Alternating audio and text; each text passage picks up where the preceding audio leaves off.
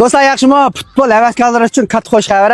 Men senden shu go'da mana Ishki Cho'lpa akamiz futbol ustozlari Yakki akam bilan Abduvali akam yosh o'smirlarni yataq tamoq muntizim o'sha tarbiyalayotdi. Biz boksingni tarbiyalayotimiz Malavla yaqin araliqimiz 3-4 kilometr keldikan, bolalarni misha keldim birga to'p o'ynaydilar. Mishada yozliq ta'tilda bular 3-chi qarorga bular 8-ayning 1dan 20gacha 20 kunlik bola oldi ekan. Misha aka bilanlar shunda sharoit yaxshi ekan, shu vaqt tamoq, yataq, hamma sharoit yaxshi ekan. Qolgan bir gaplarga telefon nomerini deb. Burada bizimki aloqalash telefon nomerimiz 186 90 28 22 28. Anandaki biz mana tunjil qildik. Bizniki maydon sharoitimiz tabiiychi. 8-aydan 1dan boshlab 2-chi qarorliq o'quvchi qabul qilish boshlandi 20 kunlik mashq.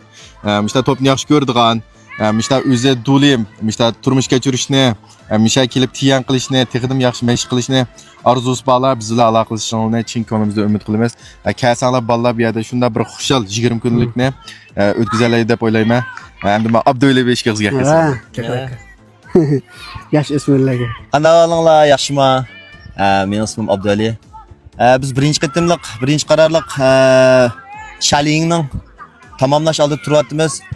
Arliqda bolalarning kayfiyati har xil jihatdan bo'lsin, azroq o'zgarish bo'lgan bilan tezdan bular ko'ndicho buningga. Masalan, tamoq jihatdan bo'lsin, tamoq o'zlarining qachalarini o'zlari yuvib, o'zlarining yotiqini tozalab, yotgan ko'plarini qatlab, bütün Şimal Janub Şinjan, Şimal Şinjan'dan kelgan bolalar o'zaro do'st bo'lib, shunday bir yaxshi bir ko'rinarli bir natijaga erishdik deb o'ylayman. Endi oxirgi 20 kunda biz ba'zan hamda yetersizliklarni, tajribalarni yakunlab, texnik yaxshi qilish ustidan nurg'unlagan o'zgartishlarni qilaylik deyapmiz. Ota-onalarmi izchil bizga bo'lgan bahsi yaxshi bo'lib kelyapti. Oxirgi 20 kun vaqt son cheklik bo'ladi. Shunga ota-onalarning tezdan bizlar aloqalashib bolalarni akab birishinglarni umid qilmayman. Rahmat sizlarga. Rahmat yaxshi. Amsa futbolni yaxshi ko'radigan ota-onalar Shinjan har qaysidan 7 yoshdan boshlab 16 yoshgacha bolalarni akab pasanglar futbol tarbiyalaydi.